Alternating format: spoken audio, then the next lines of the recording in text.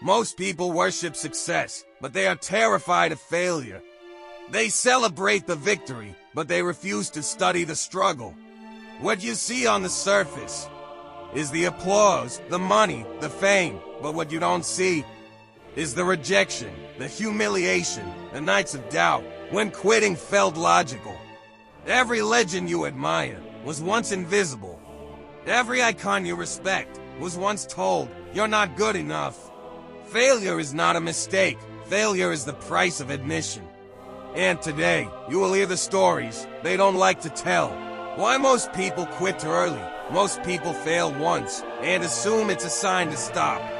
But failure is not a stop sign, it's feedback. The difference between the average and the legendary is not talent, it's tolerance for pain. Pain of rejection, pain of uncertainty, pain of starting again, with no guarantee, the people you're about to hear about were not fearless, they were afraid, but they moved anyway.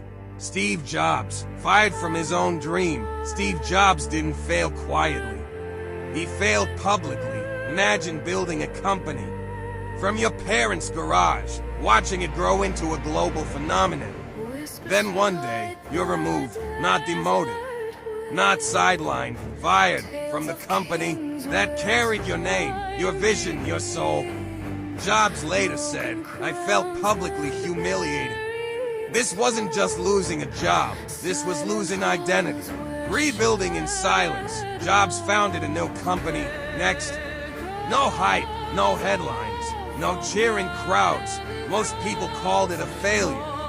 But Next wasn't about success, it was about mastery.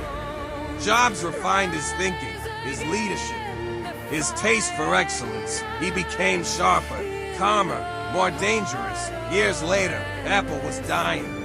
And the company that fired him came back, begging for help.